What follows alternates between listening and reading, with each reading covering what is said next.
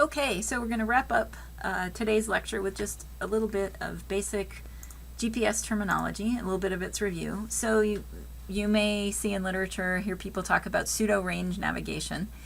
And what that means is we're measuring the range or the distance to the satellites using the time delay. So that's basically what we're talking about. So rather than directly measuring the distance, we're measuring the distance via the travel time.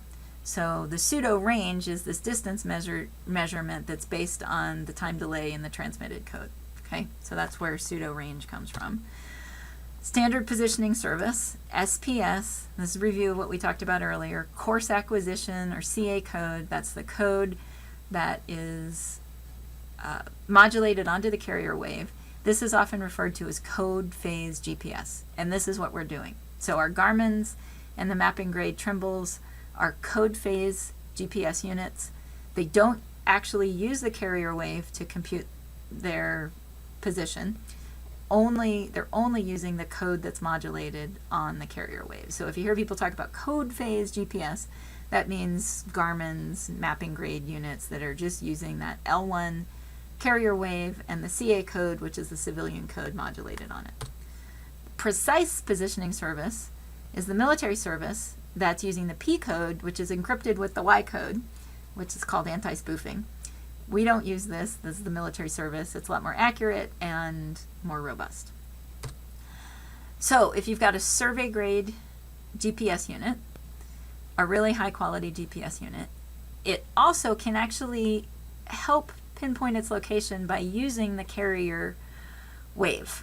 And we didn't get into this for our purposes, we don't need to, but I just want you to understand that if someone talks about carrier GPS or carrier phase GPS, and you'll see this in Pathfinder Office when you go to do your differential correction, our GPS units are not using the carrier wave, but some do, and those are called carrier phase units.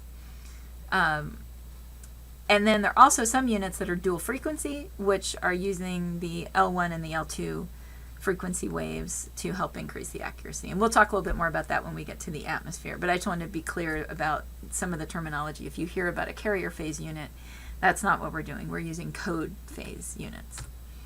And then kind of generally, we can classify these different units into big categories. So our recreational grade are our Garmin's, Magellan's, TomTom's.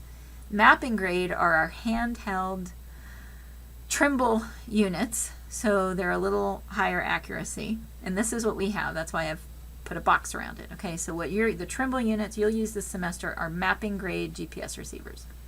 Survey grade instruments are usually carrier phase, dual frequency GPS receivers, and often your antenna is separate, so you might see surveyors out and they've got an antenna on a pole, so the antenna is separate. In the newer ones, the receiver is actually it's in where the antenna is.